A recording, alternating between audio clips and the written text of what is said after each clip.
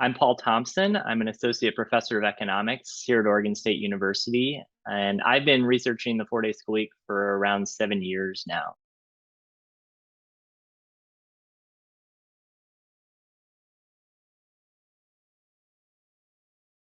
The 4-day school week is this kind of alternative school schedule that moves us away from a traditional 5-day school week like we see in many school districts. And now students only attend 4 days per week. And so, schools try to compensate for this lost amount of time by increasing the number of hours that students attend on the other 4 school days.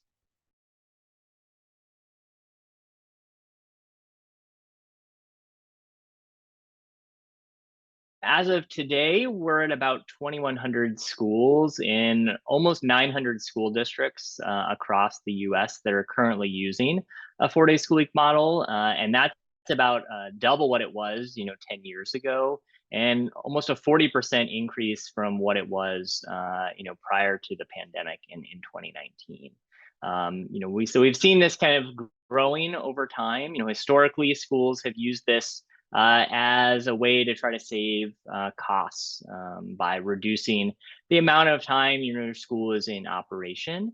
But more recently, and especially since the pandemic, schools have been turning to this model as a way to try to deal with things like teacher burnout, teacher stress, and as a way to attract and retain teachers in these highly rural districts. Almost 90% of the school districts that use a 4-day school week model come from rural areas.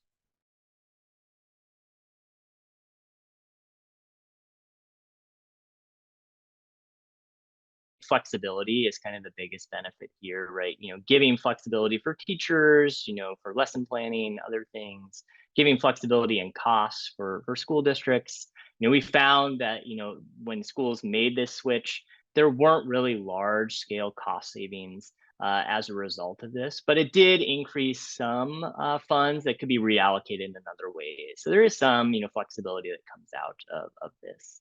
And then I think it gives flexibility to families and students that you might not have to miss instructional time for appointments or athletic events, other extracurricular activities, where many rural communities face very large distances between, school and, appointments and other things, right? So, this can work really well in communities that kind of feel like this is a lifestyle change for them, right? The 4-day school week allows for, these other types of activities to not impact school as starkly as it did under a 5-day model.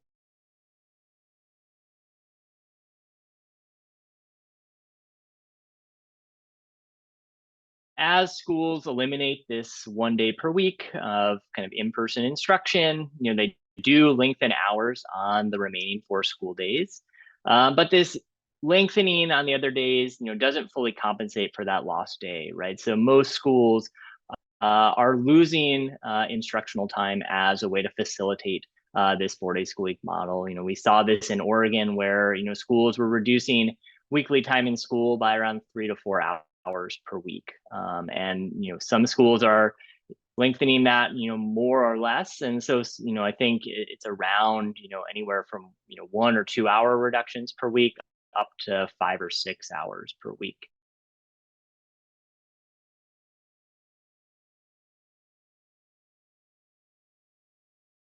When schools make the switch to a 4-day school week model, achievement is reduced, right? So a lot of this can be linked to reductions in time in school.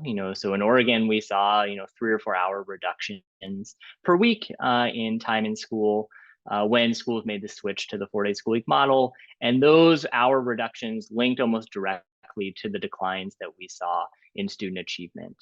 So these represented around a 45-minute to an hour reduction per week in math and reading instruction, and kind of aligned with what we see from other research looking at instructional time.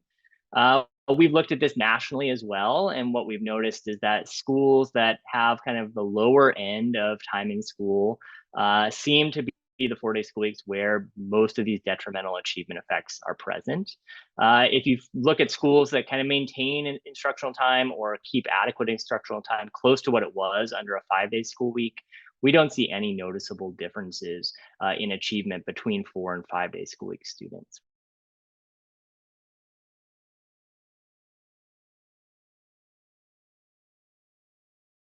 This 4-day school week model has kind of larger scale implications for students, right? It's taking them away from the school environment, away from peers, taking them away from access to school meals or physical education opportunities 1 day a week.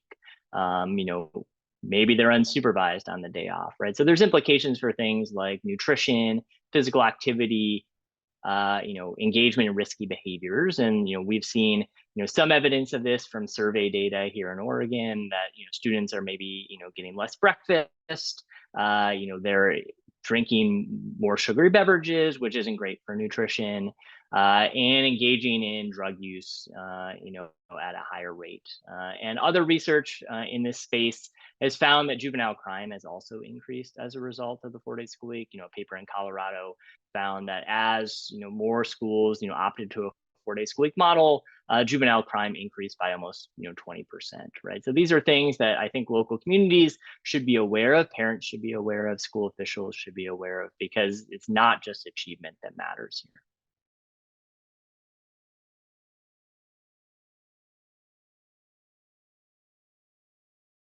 Research has shown that mothers' employment, hours work, things like that, fell as a result of increased enrollment on a 4-day school week model in the local area. And issues of childcare, I think, are something that is a huge equity concern in many of these communities, right? So some school districts have been able to offer off-day services to families as a way to kind of mitigate some of these problems. But these are often plagued by two main things. One is financial, right? It's very difficult for many of these rural communities to offer, these types of services, especially historically, right? These were motivated by cost savings motivations. And so that kind of goes against, those benefits.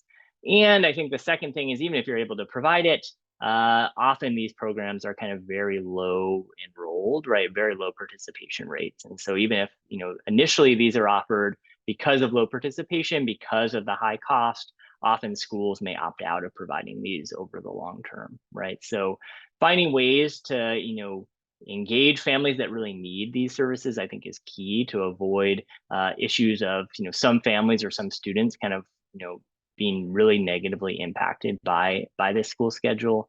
But many parents and communities really like these 4-day school weeks, right? If you get surveys of parents, teachers, students, these are often very highly positive in terms of the 4-day school week, and very few communities opt to go back to a 5-day model once they've made the switch.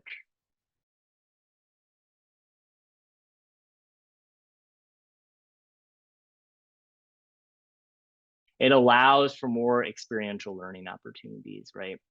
Students don't have to be stuck in a classroom 5 days a week, opens up opportunities for internships or job shadowing for older students, and I think trying to engage more experiential learning opportunities at younger levels as well, I think would be key for making this kind of the most successful version that it could be.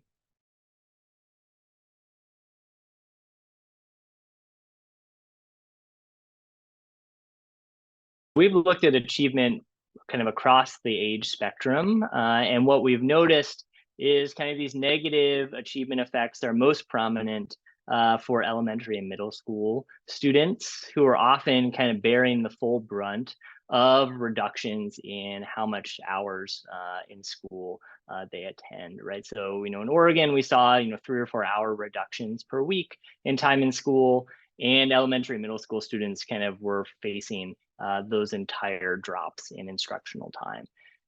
Compare that to high schoolers, where, especially in Oregon, a lot of schools are making this switch for things related to student absences, where high schools say, half our school is already gone on a Friday for, athletic event, for example. And so the 4-day school week is thought as a way to kind of recapture some of that lost time.